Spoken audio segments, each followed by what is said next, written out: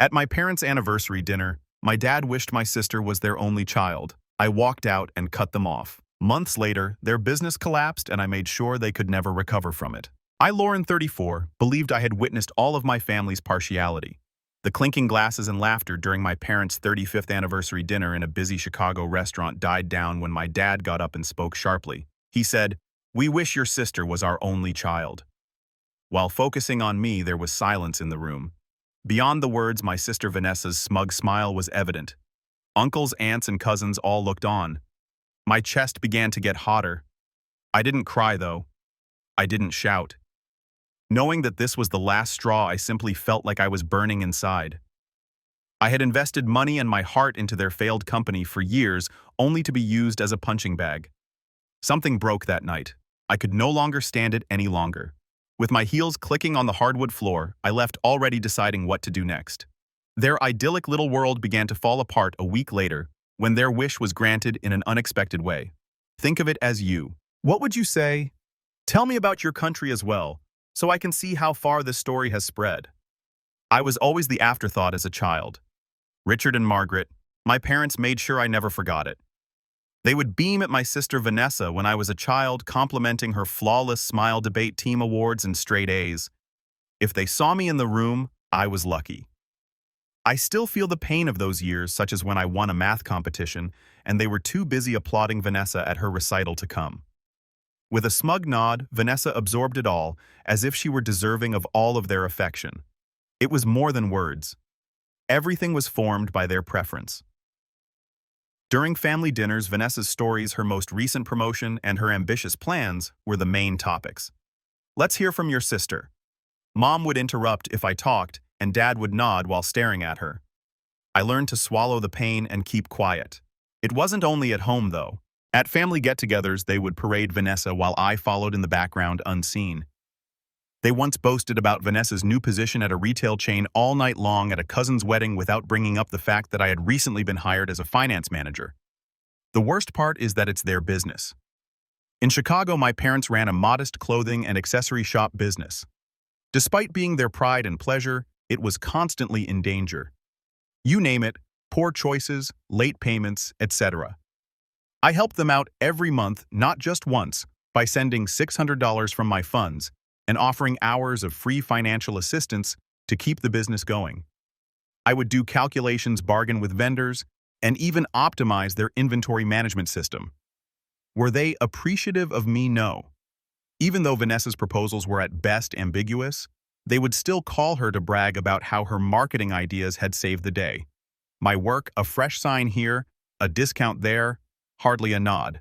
I wasn't naive. I was aware that they relied on me not out of concern, but rather because I was skilled with statistics. I would grit my teeth every time I sent that $600 thinking about the trips I couldn't take and the flat I couldn't upgrade. However, I succeeded. Why obligation, family, that unyielding wish that they will see me someday? I would study their books late at night in my office, finding mistakes that would have cost them thousands of dollars. They would be at Vanessa's house in the meantime, admiring her most recent proposal for a store rebranding that never came to pass. It was the dismissal, not just the money. I once worked for weeks to resolve a tax problem for their store. Mom remarked, "Oh good," the day I informed them that everything was resolved. "Vanessa is preparing a huge sale for next month. By the way, no thanks, no recognition." Dad simply grunted and called Vanessa to talk about her vision. I felt like a ghost as I stood there with documents in hand. To save them hours, I also recommended new accounting software. They disregarded it until months later when Vanessa brought up the same concept. It was wonderful all of a sudden. In this case, Vanessa wasn't innocent. She would lean into their compliments and give me a pathetic glance as if I were a charity case. At a family cookout when I was 21, Mother made a joke about how fortunate I was to be the backup child. Mom chuckled. Her father did not correct her.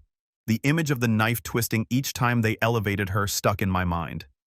Nevertheless, I continued to assist month after month by adjusting budgets and sending money because I believed that was what family did.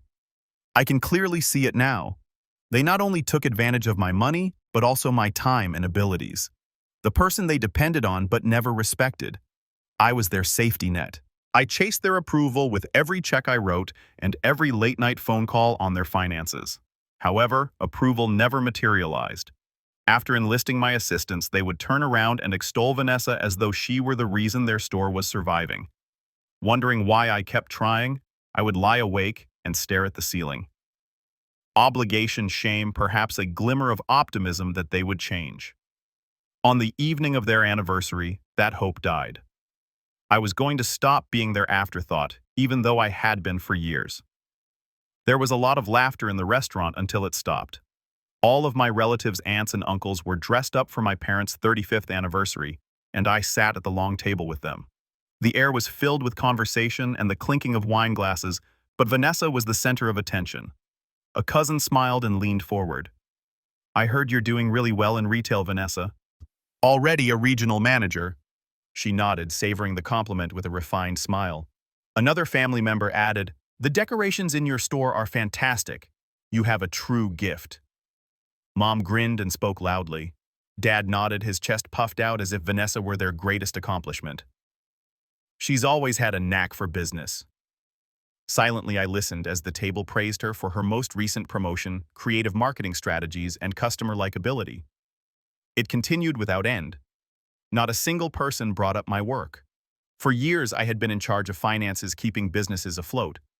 But here I was, once more unseen. Nevertheless, I reasoned that perhaps, just possibly, I could make a contribution tonight. I waited for a moment while clearing my throat. I added, maintaining a calm tone.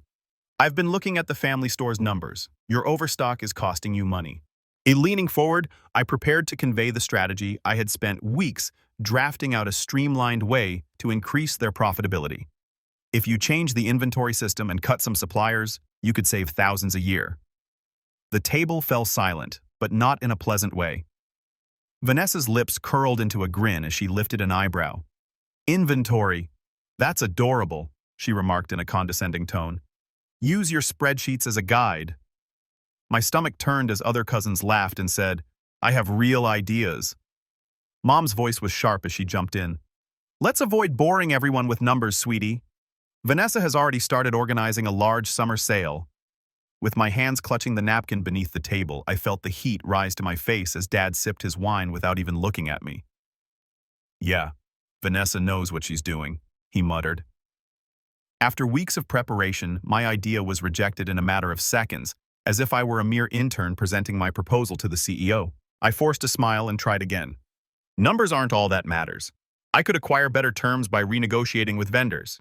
It would have a significant impact." This time, Vanessa let out a quick, sharp laugh. "Sellers, please, I'll take care of that," she said. The table erupted in whispers, some laughing, some embarrassed. "Perhaps concentrate on your own job." Mom dismissed me with a wave of her hand. "Let's discuss something enjoyable. Tell them about your new advertising campaign, Vanessa." Dad turned to her and nodded already as though I hadn't spoken anything. With a tight throat and the familiar sting of being ignored, I sat back. Then it took place. Dad got up to make a toast with his glass. He glanced around the room, first at Vanessa and then at me. "To 35 years of love, family, and our pride and joy," he said in a clear, purposeful voice. To be honest, we would prefer Vanessa to be our only child. The room's air was drawn out by the words which struck like a punch. The fork ceased to clink. A cousin let out a gasp. Vanessa remained unflinching, her eyes fixed on mine as she smirked, tempting me to respond. He wasn't corrected by Mom. Her face was as composed as if nothing had happened and she simply sipped her wine. Every eye was on me as the silence drew on, waiting for me to cry or lose my temper. That's not what I gave them. Even though my heart was racing, I maintained a straight face and a fixed jaw. I was falling apart within the years of being ignored, coming tumbling down. I had poured my talents into their failing store and tried my entire life to gain their respect, only to be erased in front of everyone. The last straw was Vanessa's sneer, which was a subliminal insult that I would never be sufficient. The scrape was loud in the still room as I pushed my chair back. I said in a quiet but forceful voice, "Enjoy your night." Every stride I took fueled the burning in my chest as I grabbed my bag and left my heels clicking against the hardwood. Even though the cool Chicago air slapped my face outside, the anger that was developing inside remained unabated. For years, I had accepted their contempt, their partiality, and their complete indifference. Not anymore. I decided as I stood on the pavement, my rage mingled with the blur of city lights. I was not just going to leave. I was determined to permanently break the cycle of becoming their afterthought. I sat by myself in my flat that night. My chest ached more than ever from the pain of Dad's words. "We wish Vanessa was our only child." Vanessa's smile, Mom's unspoken consent, stunned faces on the table.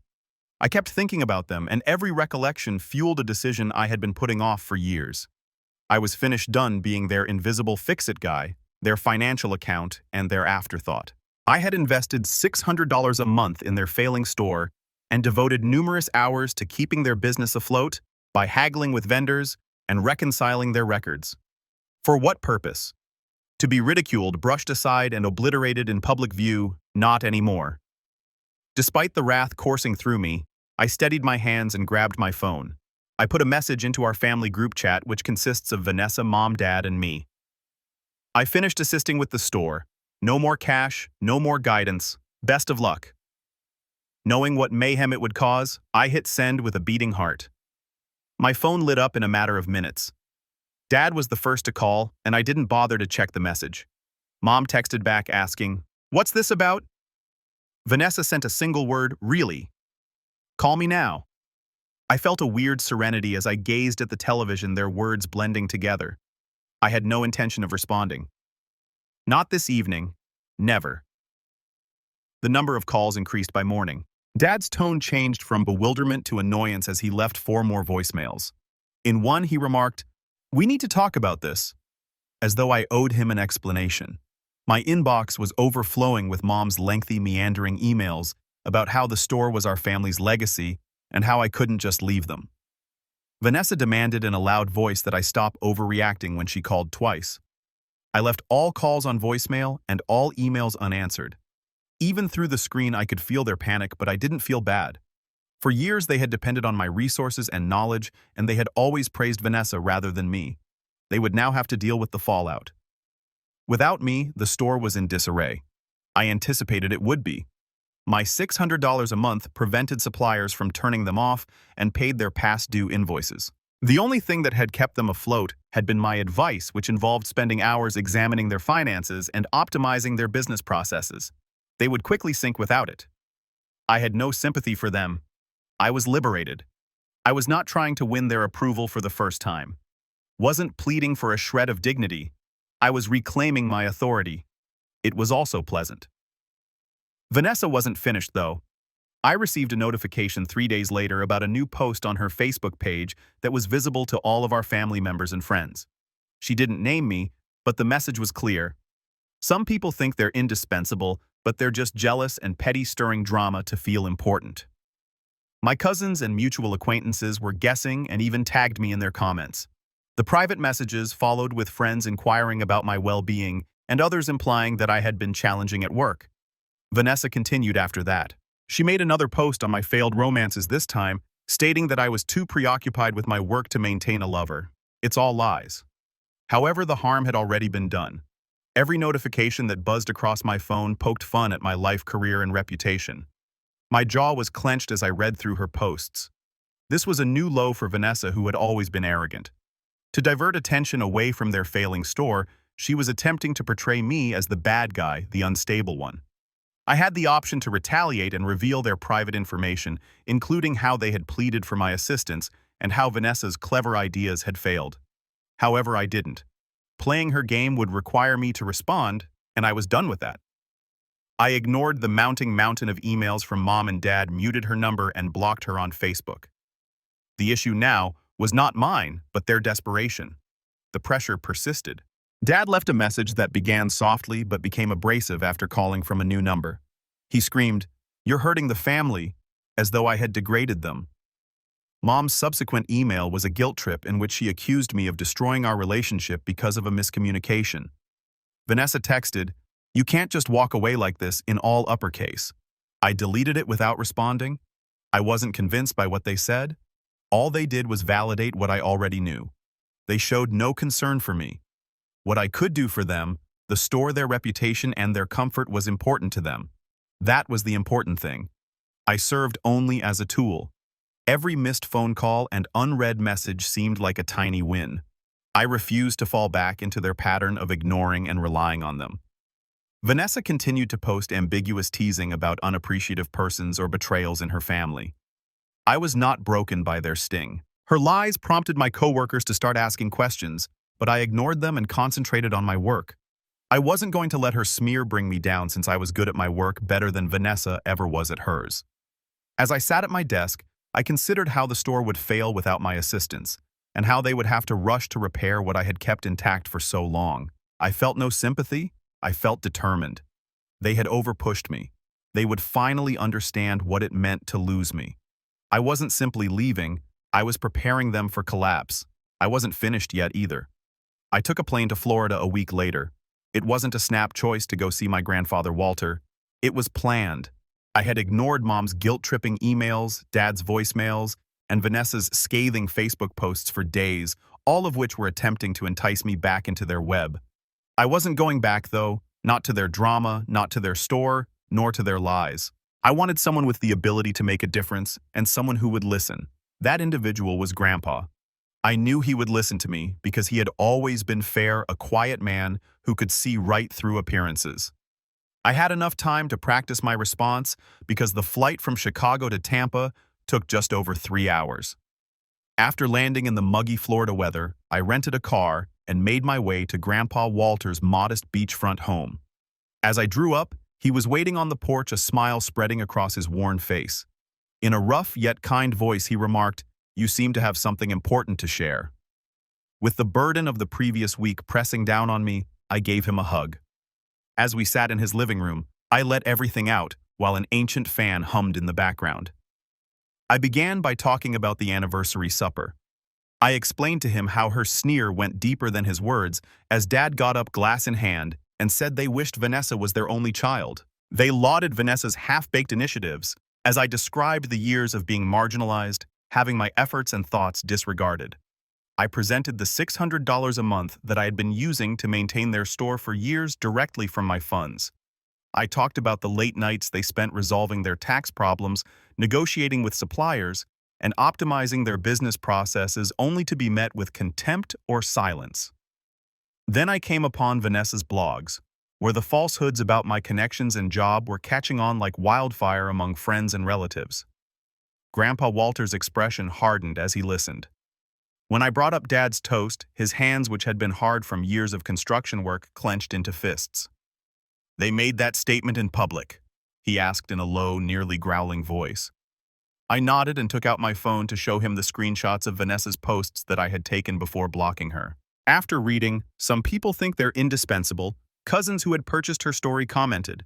My career was hampered by another post that implied I was unstable. Grandpa Walter's jaw tightened and his eyes narrowed. "That isn't family," he declared.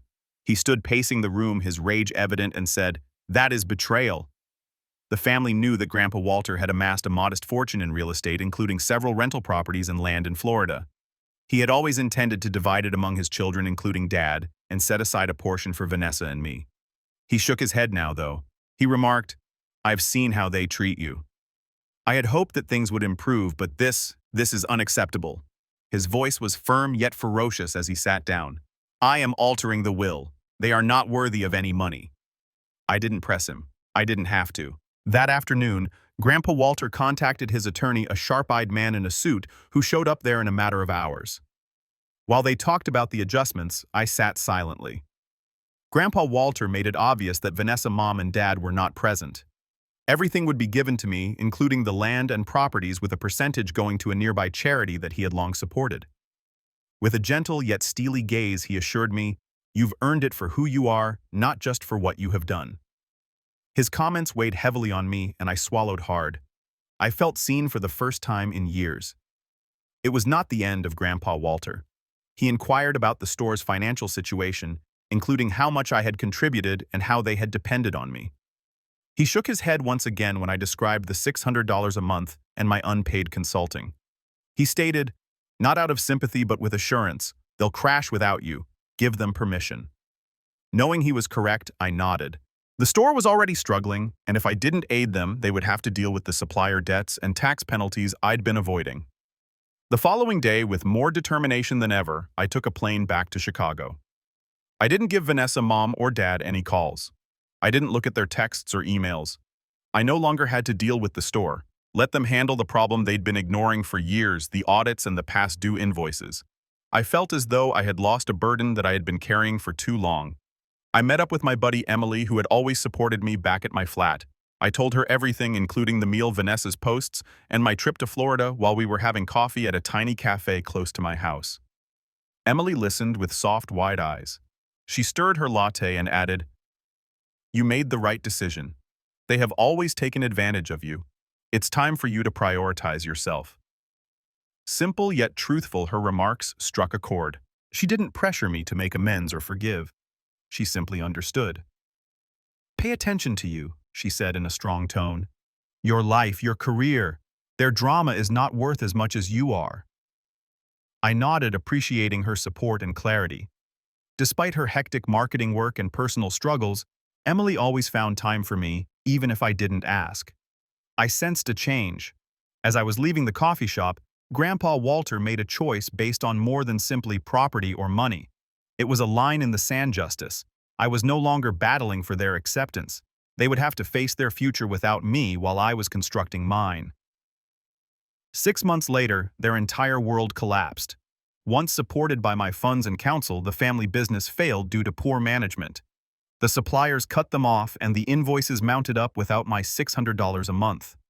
Hard penalties for years of careless bookkeeping, which I had warned them about, were imposed by a tax audit. They were unable to pay the devastating fines, which totaled over $3,000. Dad attempted to bargain, but IRS inspectors weren't impressed by his charm. It was already too late when Mom frantically tried to sell items. The store permanently shuttered after the bank foreclosed. It was a cousin, not them, who told me about it. I didn't check in by phone. They had already made up their minds. Vanessa's ambitious goals were destroyed along with the ship. Using her purported retail experience, she had been pitching investors on the concept of expanding the store into a chain. But her pitch didn't work now that the store was gone. Investors pulled out because they didn't want to get involved with a failing company. When her Facebook posts backfired, her reputation suffered even more. A few family members began digging after growing weary of her arrogant outbursts. They discovered that I had been the one who had kept the store afloat, not her clever ideas, but my labor and money. My relatives shared a screenshot of my bank transfers, which served as evidence of the $600 I sent each month. The remarks quickly became heated. One aunt commented, "You lied about her. You were all carried by her." Despite Vanessa's best efforts, the harm had already been done. She was unfollowed by family friends, and her coworkers muttered about her exaggerations.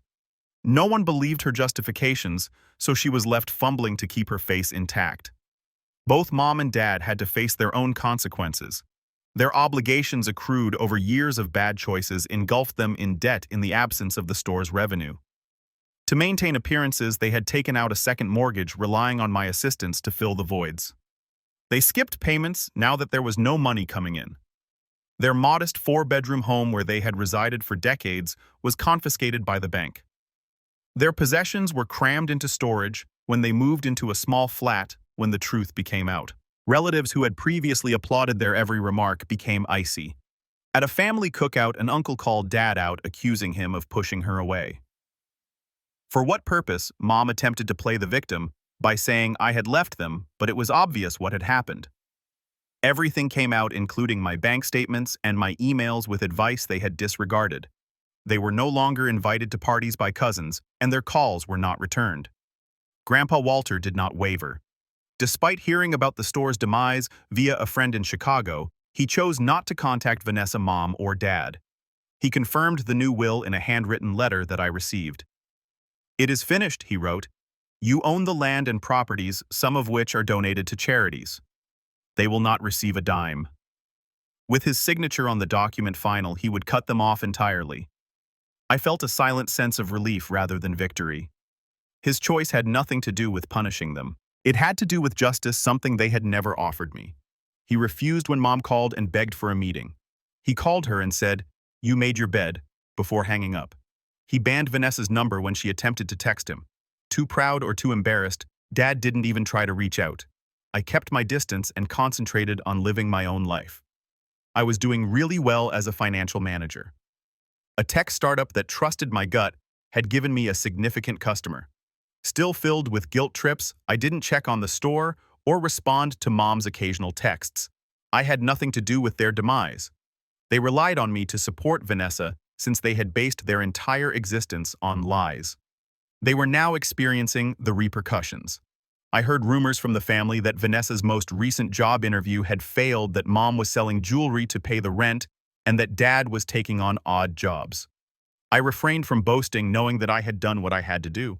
I simply continued on. Their demise was more than just a financial one. It was intimate. The family members who had chuckled at Vanessa's tweets suddenly recognized her as a bully who had defamed me in order to protect her own reputation. Embarrassed by the reality, the people who had lauded Mom and Dad during the anniversary meal now shunned them. Once a source of pride, the family business was now a boarded-up reminder of their failure. The last obstacle they were unable to overcome was Grandpa Walter's will, which was locked in with his attorney. I didn't have to speak. They had made enough noise with their activities. As their lives fell apart, mine began to take form. I put all of my attention into my career as a financial manager and threw myself into my work. My best victory to date was the IT startup I had signed in Chicago. I streamlined their budget and prevented them from expanding too much by securing a $2.5 million contract to handle their finances after months of late hours and assertive negotiations. With a rare smile on her face, my employer beckoned me into her office. She implied a promotion to senior manager when she said, "You're going places." It was more than just a financial raise. It demonstrated that I could succeed without the support of my family. I was actually creating something that belonged to me. I established a new life apart from work that was uncentered on their drama. Emily became my pillar of support, always there to keep me grounded with a quick text or coffee date. We would get together at our favorite diner, share breakfast, and joke about my embarrassing client meetings or her most recent marketing campaign. She was quiet and unobtrusive in her support. I felt like I wasn't alone, since it was steady. Next was Ethan, a structural engineer I met at a networking event and who is now my boyfriend. He was unlike anyone else I had ever dated. He was subtly self-assured and had a dry sense of humor that surprised me. He acknowledged that he had only come to the event to avoid another night of grading blueprints during our first date, which took place at a small jazz club. On our third date, we were discussing everything from bridge designs to my aspirations to launch my own consulting business while organizing weekend treks. At first, Ethan was unaware of my entire family's history, but I gradually revealed more. I told him about the anniversary meal, how Vanessa's falsehoods went viral online, and the years of being ignored. Instead of trying to cure things with meaningless advice, he listened with his palms solid on mine. At one point, he whispered in a low but confident voice, "They'll never know how strong you are." It was more than words. It was a belief I had never received from Vanessa, Mom, or Dad. I created a circle with Emily and Ethan that was more like home than a battleground. Neither Vanessa nor my parents attempted to get in touch with me, and neither did I.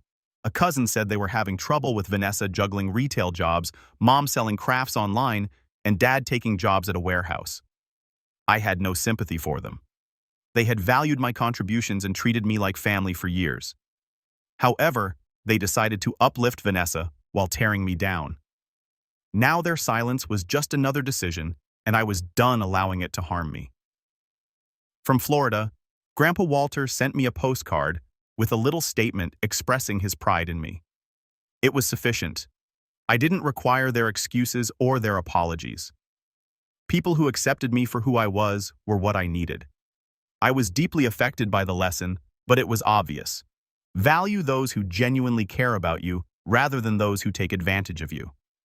I had spent years trying to gain my family's respect in the hopes that they would recognize my value if I invested enough cash, time, and energy. However, they didn't.